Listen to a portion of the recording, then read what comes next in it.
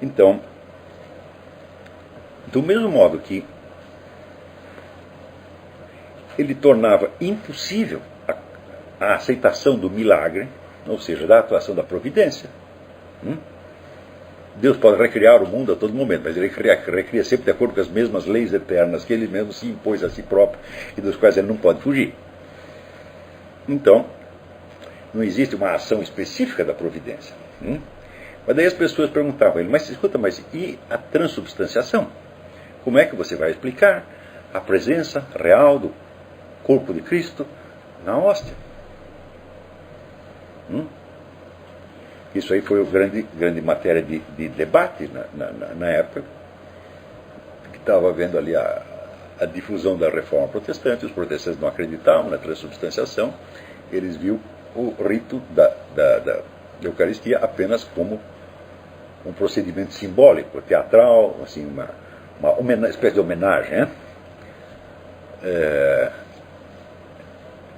Cá entre nós, se perguntar como é que você explica o milagre da transubstanciação, eu posso ser uma besta quadrada, mas eu acho a coisa mais evidente do mundo.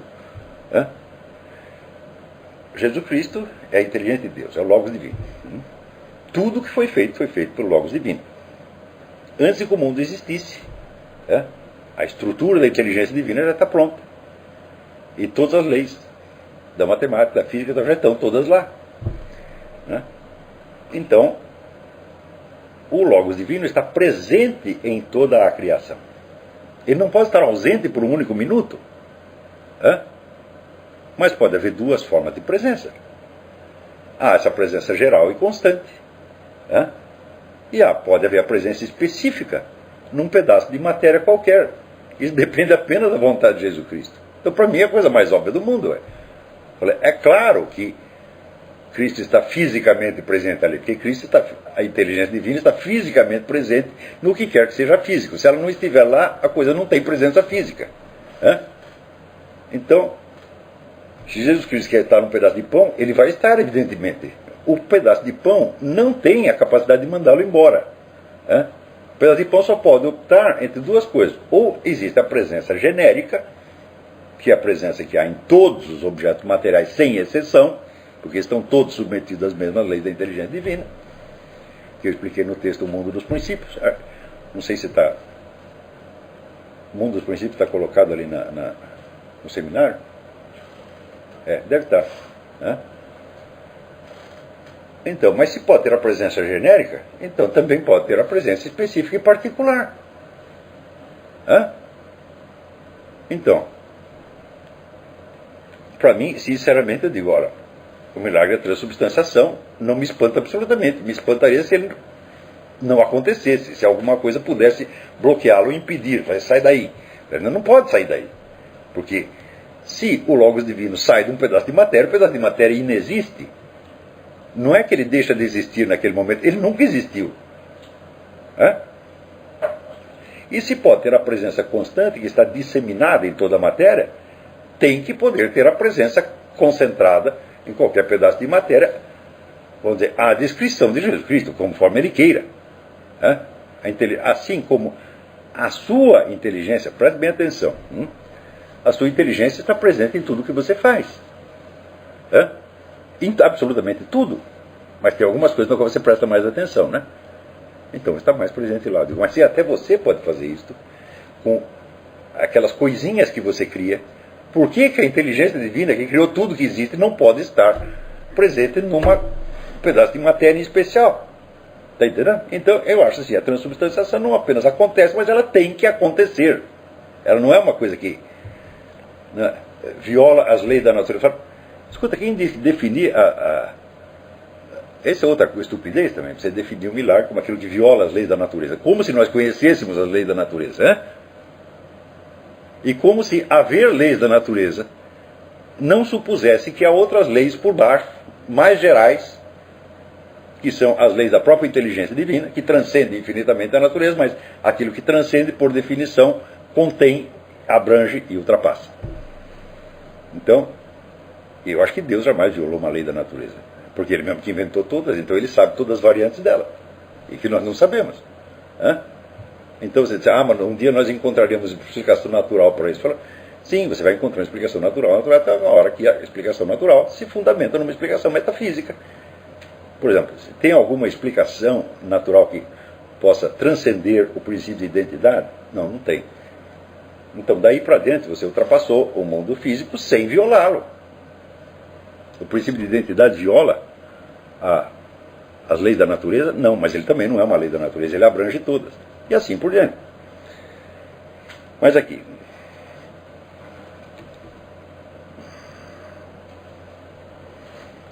Os escolásticos explicavam o milagre da presença real, sem que o exterior da substância mudasse, invocando a sua concepção mesma da substância.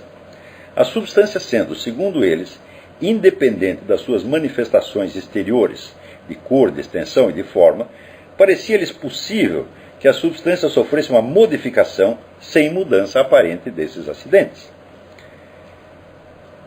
Mas, como se vê, essa explicação deixava ao fenômeno a sua característica de milagre, que permanecia, portanto, na totalidade, racionalmente incompreensível. Eu já acho isso um exagero. Eu acabei de dar uma explicação racional, falei inteiramente racional,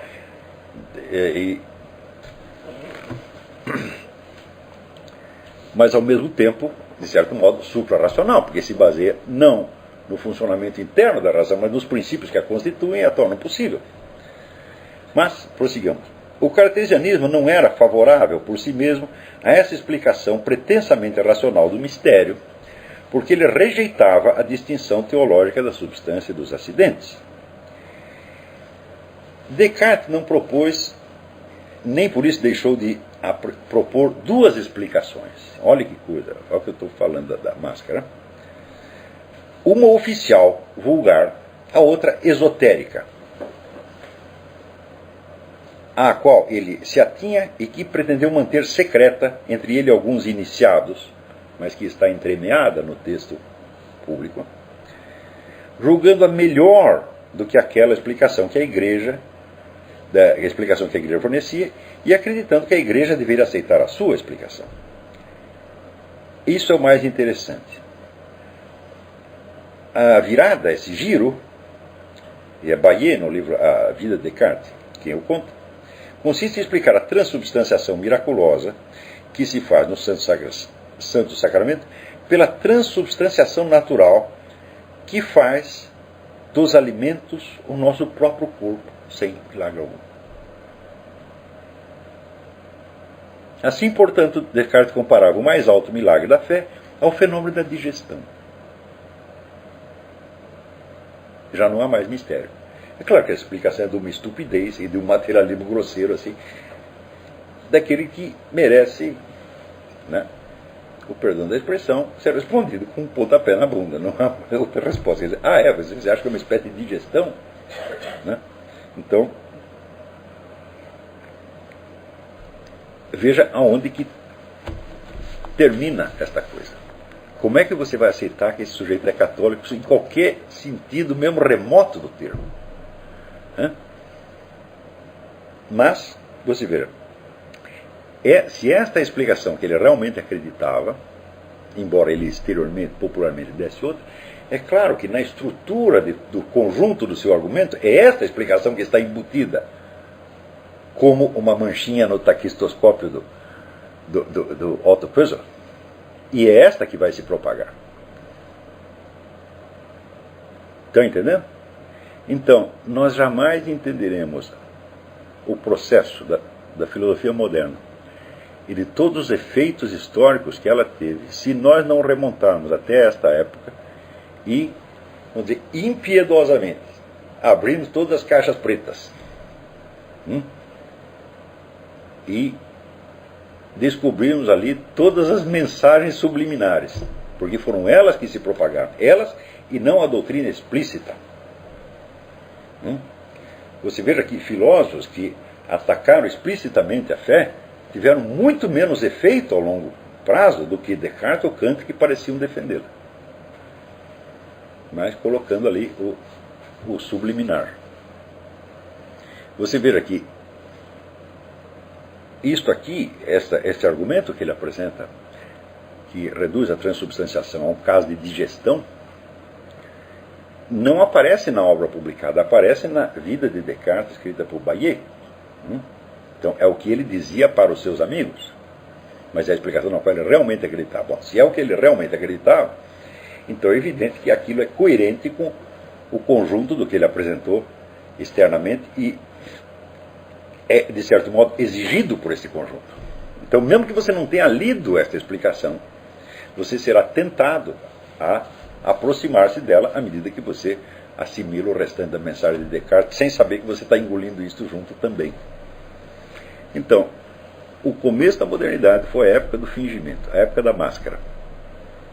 Não é isso? É justamente a época em que não só o teatro se torna a grande representação do mundo, mas é a época em que os bailes de máscaras se tornam, vamos dizer, a celebração mais característica das cortes. E é também a época em que se começa a caprichar a figura, vamos dizer, do rei. Tem até um livro que chama A Fabricação do Rei, esqueci o nome do autor. Ou seja, a época em que se constituem os Estados-nações modernos. Né? Então, é necessário, de algum modo, recobrir o rei de uma figura divina. E não que nada divino houvesse, propriamente vamos dizer, nas pessoas dos reis. E a famoso dom de cura que os reis da França de fato tinham, tinha série de doenças que você podia curar com a imposição da mão do rei. Isso acontecia realmente. Aconteceu milhares e milhares de casos. Né? Mas isso dependia da sagração, quer dizer, a igreja o constituía como rei. De repente, o rei começa a ser causa sui, ele é fonte da sua própria autoridade. Isso acontece na própria França, que era o país mais católico que tinha. Eles criam a igreja galicana, então, na igreja galicana o Papa não tem autoridade. Quem tem autoridade é o rei. Na Inglaterra, foi a mesma coisa, você cria várias igrejas nacionais. Então, é necessário embelezar a figura do rei para realçar a sua dimensão divina, que ele passa a ter não por uma delegação da igreja, mas por sua própria natureza. Você vê que até hoje, se você pega o pessoal mais católico e conservador que tem na França, todos eles acreditam nessa porcaria. Que a missão divina da Casa Real da França é causa sui. Então são todos galicanos, no fim das contas. Eu digo, bom, meu filho, mas se você começa, você aceita o primeiro passo da caminhada revolucionária, você vai seguir o resto também, querendo ou não, por mais conservador que você seja. Por quê? Por causa do caráter, vamos dizer, sistêmico da mente humana. Onde se você, vamos dizer, engole, vamos dizer, um determinado princípio, você vai engolir as consequências também, ainda que você não saiba. Né? Então, onde uma das missões que incumbem, vamos dizer, esta geração de alunos que eu estou preparando, é fazer o estudo de tudo isso, que isso é trabalho, não é trabalho com uma pessoa, quer dizer, eu posso ter iniciado a coisa com o negócio da mentalidade revolucionária, da paralaxe cognitiva, etc, etc. Porém, isto só poderá ser elucidado de maneira completa com uma multidão de estudos monográficos, caso por caso. Então, é trabalho para muita gente. Então, eis aí um exemplo de uma linha de investigações que, quando vocês chegarem no fim do curso, eu vou no último ano, eu vou pedir trabalho monográfico a todos e vou querer que seja muito caprichado. Então, casos como esse podem ser, você tem uma multidão de casos de vamos dizer, fingimento, teatralidade, paralaxe cognitiva, etc, etc. E isto, gente, foi o começo da modernidade. Então, é claro que isto é a preparação do reino universal da mentira. Né? Tem um aspecto apocalíptico na coisa, sem querer ser profeta nem coisa nenhuma. Então,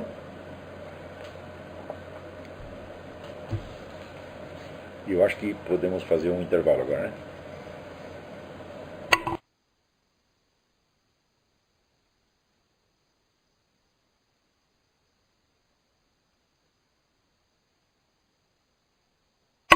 Atenção aí, o pessoal do Paraná, a sua câmera está muito alta.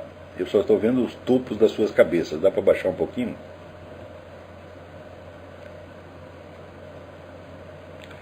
Perfeito, perfeito. Então, aqui eu recebi uma mensagem da Luciane, lá do Paraná. Combinou a vinda do pessoal dos engenheiros lá do Ceará uma vinda deles para Curitiba em dezembro, aí começaremos o Instituto lá, no Ceará.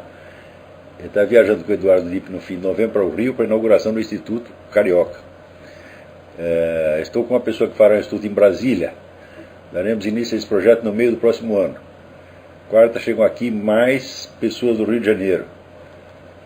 E conseguimos falar com o Ângelo Monteiro, que se disponibilizou aí para Curitiba. Mas, ó, que maravilha, a coisa está acontecendo. Está acontecendo. Aí é gente que faz. Como é que faz para aumentar a imagem aqui? Só bater aqui? É só. Então vamos lá.